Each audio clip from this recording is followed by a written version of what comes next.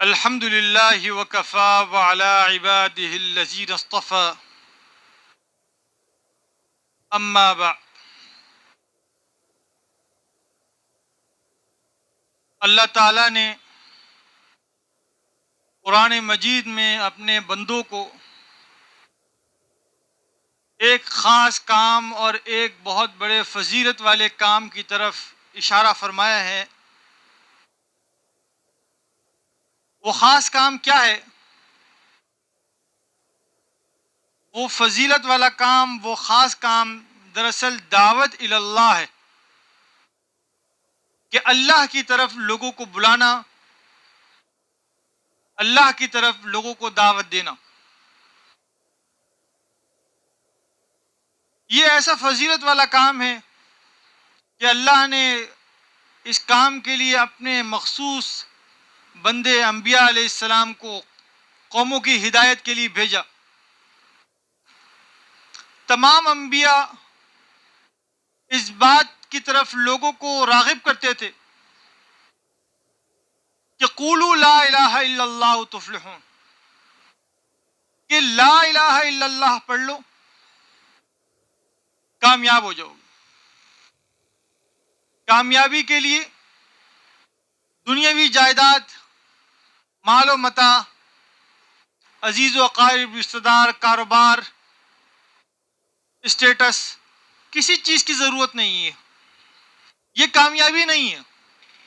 یہ اگر میسر بھی ہو جائے تو بھی انسان کامیاب نہیں ہے۔ یہ میسر ہو گیا لیکن ایمان نہیں ہے تو آدمی ہمیشہ ہمیشہ کے لیے ناکام ہے۔ تو انبیاء علیہ السلام یہ بات لوگوں کو بتایا کرتے تھے کہ بھائی اصل کامیابی وہ دین میں ہے۔ دین اگر زندگیوں میں ہوگا تو کامیابی اور کامیابی ہی کامیابی، اور اگر دین زندگی میں نہ ہو تو دنیا کی جتنی چیزیں بھی ہوں، جتنی راحتیں اور جتنا سکون ہی ہوں، یہ سب ناکامی ہے۔ اور یہ ایک ایسا فضیلت والا کام ہے کہ لوگوں کو دعوت دینا، دین کی طرف بلانا، کہ اہل علم تو اس کی فضیلت کو خوب اچھی طرح جانتے، لیکن کچھ لوگ ناواقف بھی ہیں اس کام کے فضیلت سے۔ اور ناواقفیت اور بے توجہی کے دو ہی اسباب ہیں۔ ایک سبب یہ ہے کہ اس کام کی فضیلت کا علم ہی نہیں ہے انہیں، اس کام کی اہمیت کا علم ہی نہیں ہے کہ یہ کام کتنا عظیم الشان ہے، کتنی اہمیت والا کام ہے۔ ہم دنیا میں کوئی کام کرتے ہیں، کاروبار کرتے ہیں یا کوئی نوکری کرتے ہیں تو مہینے کے آخر میں جو اماؤنٹ ملنا ہوتا ہے، جو پیسے، جو مال ملنا ہوتا ہے، اس کی ایک اہمیت ہمارے دل میں ہوتی ہے۔ اس سے کئی پلان کیے ہوئے ہوتے ہیں تو اس کی اہمیت معلوم ہوتی ہے تو وہ کر بھی رہے ہوتے ہیں۔ یہاں چونکہ یہ کام اس کی اہمیت ہی معلوم نہیں تو اس کام کو کرتے بھی نہیں ہیں۔ ایک وجہ تو یہ، اور دوسری وجہ یہ ہے کہ کام کی اہمیت تو معلوم ہے اور کام کے فضائل بھی معلوم ہے، لیکن فرصت ہی نہیں ہے۔ دنیاوی کاموں میں اتنے مشغول ہیں، دنیاوی اغراض کے اندر اتنے مشغول ہیں کہ فرصت ہی نہیں ملتی۔ فضیلت تو خوب معلوم ہے، اہمیت بھی معلوم ہے۔ مثلا یوں دیکھ لیا جائے کہ ہر شخص دیکھ سکتا ہے کہ ایک مہینہ پہلے کا، یعنی جو مہینہ گزرا ہے، یہ جو گزرا ہوا مہینہ ہے، اس گزرے ہوئے مہینے میں ہم نے کتنے لوگوں کو اسلام کی طرف دعوت دی، کتنے کمزور ایمان والوں کے ایمان مضبوط کرایا، کتنے وہ لوگ جو اسلام سے نکل رہے تھے ان کو ثابت قدم رہنے کی ترغیب دی۔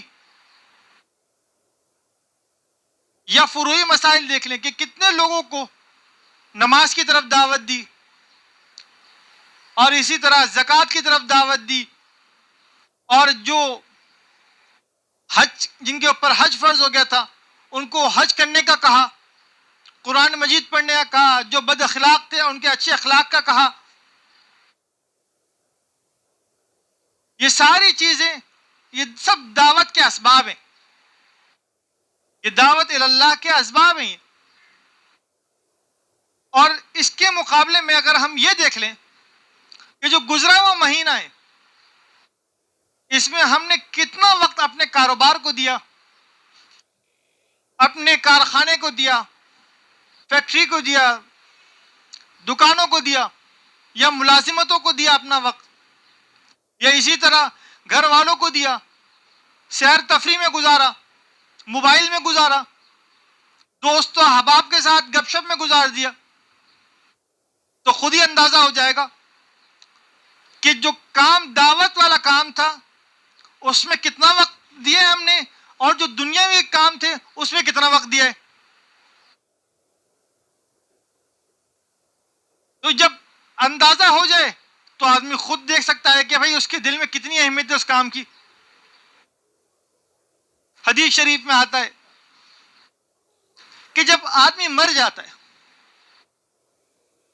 تو اس کے دائیں طرف سے نماز آتی ہے، قبر میں لٹا دیا جاتا ہے تو دائیں طرف سے نماز آ جاتی ہے، اور بائیں طرف سے روزہ آتا ہے، سر کے پاس سے قرآن مجید آ جاتا ہے، اور پیروں کے پاس سے صدقات آ جاتے ہیں. یہ چار چیزیں آ گئیں، چار چیزوں نے گھیر لیا. اب وہ ڈگری کہاں آ گئی کہ جس کے خاطر پوری زندگی گزاری تھی؟ وہ نوکری کہاں گئی؟ وہ کاروبار کہاں گیا؟ وہ عزیز و اقارب، وہ رشتہ دار، وہ دوست احباب، وہ گھر بنگلے جائیداد اسٹیٹس، آگے بڑھنے کی جستجو، دنیا میں آگے سے آگے بڑھنے کی جستجو، وہ کہاں گئی؟ وہ تو کہیں سے بھی نہیں آئی. جس کے خاطر زندگی گزاری تھی وہ تو کہیں سے بھی نہیں آئی. تو انبیاء علیہ السلام بھی دراصل لوگوں کو اس بات کی طرف دعوت دیتے تھے کہ بھئی دنیا کی جتنی بھی چیزیں یہ ساری کی ساری فانی ہیں اور سب عارضی ہیں. اصل جو چیز ہے انسان کو کامیابی دلانے والی وہ انسان کے اعمال صالحہ ہیں. اعمال صالحہ کرے گا تو یہ عمل مضبوط ہو جائے گا اور یہی انسان کو آگے والے منازل کے اندر اس کی حفاظت کرے گا. اور پھر اللہ رب العزت نے اس دعوت کے کام کا طریقہ بھی بتا دیا کہ ادعو الی سبیل ربک بالحکمہ، کہ آپ اپنے پروردگار کے راستے کی طرف لوگوں کو بلائیے، دعوت دیجیے، بالحکمہ، حکمت کے ساتھ، والموعظۃ الحسنہ، اور نرم نصیحت کے ساتھ. یعنی الفاظ، نصیحت کے الفاظ اچھے ہوں، تان تشنی، تنقید، طنز یہ نہ ہو. وجادلہم باللتی ہی احسن، اور مناظرہ کیجئے ان لوگوں کے ساتھ اچھے طریقے سے. دراصل یہ تو ایک دعوت کا طریقہ بتا دیے، لیکن اگر ہم پس منظر دیکھا جائے اس چیز کا کہ مسلمانوں پر کفار بے انتہا ظلم کرتے تھے، صحابہ اکرام رضوان اللہ علیہم اجمعین پر بے انتہا ظلم کرتے تھے،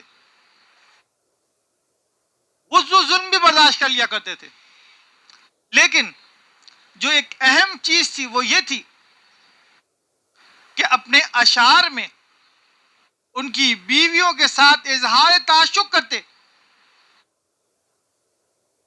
یہ تو انہیں بہت زیادہ برا لگتا تھا اور بہت تکلیف دیتا تھا یہ بات.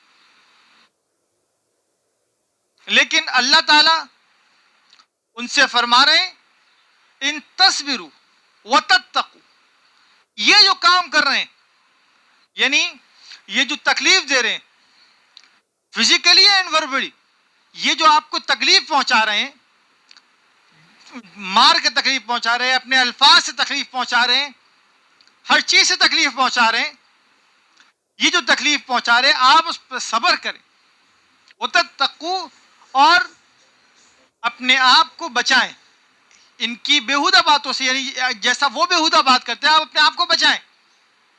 فإن ذلك من عزم الامور، یہ بڑا عظیمت والا کام ہے، یہ بڑی ہمت والا کام ہے. کیسے اللہ رب العزت نصیحت فرما رہے ہیں ان کو کہ وہ کس حد تک آ رہے ہیں اور آپ کیسے جائیں. آپ باللتی ہی احسن، آپ بہت نرم انداز سے ان سے بات کریں، نرم انداز سے ان کو دعوت دیں، یہ آپ کے لیے ضروری ہے. اور جو دوسرا کام جو مسلمانوں کو تکلیف دینے والا کام تھا تفسیر بغوی میں، وہ کام دراصل یہ تھا کہ کفار جناب رسول اللہ صلی اللہ علیہ وسلم کا نام اپنے اشعار میں محمد نہیں لیا کرتے تھے، بلکہ محمد کا جو مطلب ہے محمود، ستود الصفات، یہ محمد کا مطلب ہے نام کا، بلکہ محمد کے بجائے مزمم کہا کرتے تھے. اور مزمم کا مطلب وہ اس کے برعکس ہے. تو ان الفاظ کے ساتھ اور پھر مزمم کی پھر اپنے اشعار کے اندر بے انتہا وجوہ کیا کرتے تھے. تو صحابہ کو اس بات پہ بہت غصہ آتا تھا کہ کون مسلمان پیغمبر صلی اللہ علیہ وسلم کی شان میں گستاخی ہو کوئی برداشت کر سکتا ہے؟ کوئی بھی نہیں کر سکتا. لیکن پیغمبر صلی اللہ علیہ وسلم کا ان کے ساتھ رویہ دیکھیے کہ آپ صلی اللہ علیہ وسلم نے فرمایا کہ اللہ نے قریش کے لام تان کو مجھ سے کیسے ہٹایا.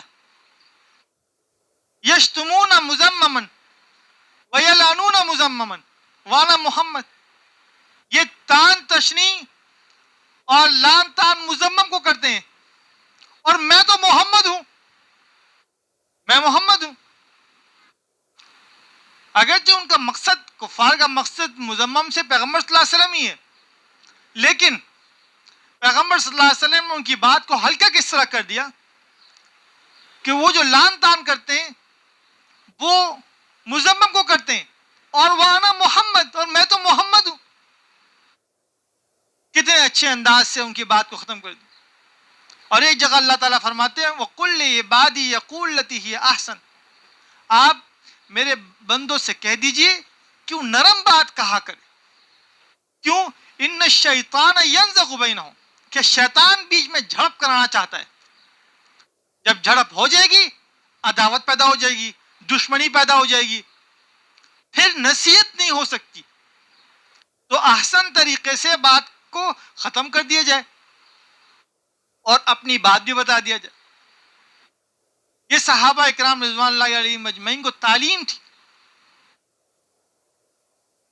اور اگر آج ہم اپنے آپ کو دیکھ لیں کہ جس طرح وہ تکالیف برداشت کر کر، یعنی ہر قسم کی تکلیف کو انہوں نے برداشت کیا اور برداشت کر کر بھی دین کا کام، دعوت کا کام کیا کرتے تھے. لیکن ہم اگر اپنے ساتھ دیکھ لیں، اپنے احوال میں دیکھ لیں، ارد گرد دیکھ لیں، تو جہاں ہم کام کرتے ہیں، آفس میں کرتے ہیں، جہاں دکان میں بیٹھتے ہیں یا کارخانے میں ہوتے ہیں، کسی بھی جگہ ہوتے ہیں، جو بھی کام کرتے ہیں، تو اگر ہمارا کوئی دوست یا ہمارا باس یا کوئی بھی ہو جو ہمارے ساتھ کام کرنے والا ہے نماز نہیں پڑھتا، تو ہم اس کو نماز کی طرف دعوت دینا بھی گوارا نہیں کرتے. وہ تو اتنی سختیاں برداشت کر کر بھی دعوت دیا کرتے تھے. ہم پر کوئی سختی نہیں ہے کہ اگر اس کے دوست کو یہ بول دیا چلتے ہوئے بھائی آ جاؤ تم بھی نماز پڑھ لو، میں قرآن پڑھ رہا ہوں تم بھی تھوڑا قرآن پڑھ لو. اور عموماً لڑکوں کی تو عادت ہوتی ہے، یونیورسٹی میں پڑھنے والے لڑکوں کی تو عادت ہوتی ہے ایک دوسرے کے ساتھ ہنسی مذاق میں گالم گلوچ ہو رہا ہوتا ہے. وہ مذاق ہوتا ہے، گالم گلوچ جو ہو رہا ہے وہ مذاق میں ہو رہا ہے وہ. اور یہی گالم گلوچ اگر غصے کی حالت میں ہو جائے تو اس سے اتنی بڑی لڑائی ہو جائے کہ کوئی حد نہیں، دوستیاں ختم ہو جائیں. لیکن وہی گالم گلوچ دوستی میں چل جاتا ہے بالکل. تو اگر کوئی بد اخلاق ہے تو اس کو اخلاق کی طرف، اچھے اخلاق کی طرف دعوت دینے کے لیے ہم اپنے منہ سے دو الفاظ نہیں نکالتے. یہ تو ہماری حالت ہے.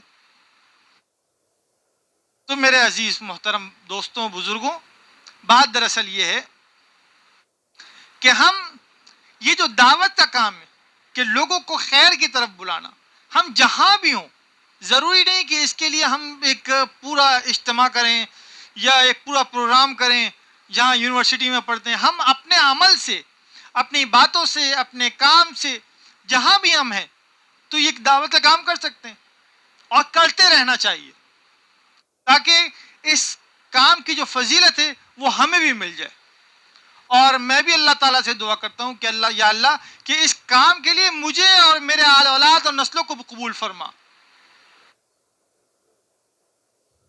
تو اس کام کی فکر بھی کرنا ہے اور دوسروں کو، اپنے عزیز و اقارب کو، رشتہ داروں کو اس کام کے لیے دعوت بھی دینا ہے، بلانا بھی. اللہ تعالیٰ ہمیں ان باتوں پر عمل کرنے کی توفیق عطا فرمائے. وآخر دعوانا ان الحمد للہ رب العالمین.